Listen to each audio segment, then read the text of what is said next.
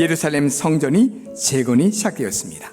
이대로만 계속 잘 진행되면 황폐했던 예루살렘 성벽이 다시 세워지게 되고 유다가 다시 회복될 수 있는 기반이 마련될 수 있는 거죠. 그런데 예루살렘 성벽 재건이 진행되는 동안 많은 방해와 걸림돌이 있었어요. 호론 사람 산발랏과 암몬 사람 도비야, 이 두 사람이 느헤미야를 핍박하고 성전 재건 공사를 방해하게 되는 거죠. 성벽 재건 공사를 시작할 때부터 계속 비웃으며 조롱했습니다. 그러나 이런 비웃음과 조롱에도 불구하고 예루살렘 성벽 공사가 빠르게 진행되어서 거의 중간까지 이르게 되었어요. 그러자 옆에서 지켜보던 산발랏과 도비야가 크게 분노했습니다. 군대까지 동원해서 공사하는 사람들을 치겠다며 협박을 하죠. 이들의 모습은 두 가지 면에서 아주 큰 잘못이 있습니다. 하나는 그들은 자기 민족 유다를 위하거나 생각하는 마음이 전혀 없었다라는 거예요. 또 한 가지 그들이 크게 잘못하고 있는 것은 성벽 재건을 하고 있는 느헤미야를 방해한 것인데, 느헤미야는 지금 자신의 뜻대로 성벽 재건을 하고 있는 것이 아니라 하나님께서 그에게 주신 마음에 따라 하고 있는 일이기 때문이에요. 산발랏과 도비야가 느헤미야를 핍박하고 죽이려는 것은 하나님의 마음을 방해하는 것이고 하나님께서 하시려는 일을 그들이 막고 있는 거죠.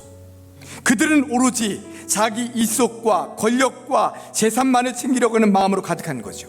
이런 산발랏과 도비야의 방해와 위협은 성벽 재건 공사에 동참했던 사람들에게 큰 위협이 되었어요. 그러다 보니 사람들은 점점 지쳐갔습니다. 느헤미야로서는 큰 위기가 찾아온 겁니다. 그러나 다행히도 느헤미야는 지금 하나님께서 주신 마음으로 순간에 있어요. 또한 하나님께서 이 모든 일들을 이루어 주실 거라는 것을 확신하고 있죠. 유다 백성들이 계속 권면하면서 독려했어요. 흩어져 있던 마음이 다시 한번 단단하게 묶여졌습니다. 그래서 다시 성벽을 세우는 일에 집중하게 되었죠. 오늘 말씀 속에서 우리가 꼭 한 가지 생각해 봐야 될 것이 있어요. 많은 그리스도인들은 자신이 하나님의 마음을 이미 알고 있다라고 생각합니다. 그러나 여러분, 우리가 주님의 마음을 알고자 하지 않고 그 마음을 깨닫고자 하지 않으면 주님의 마음을 알 수가 없습니다. 그러면 어떻게 주님의 마음을 알 수 있습니까? 느헤미야의 삶 가운데 지금 그가 계속해서 하고 있는 것은 바로 기도라는 거예요. 그의 형제가 유다와 예루살렘의 처참한 형편을 전해 주었을 때도, 예루살렘에 왔을 때에도 그는 모든 일을 기도하면서 진행해 나갔습니다.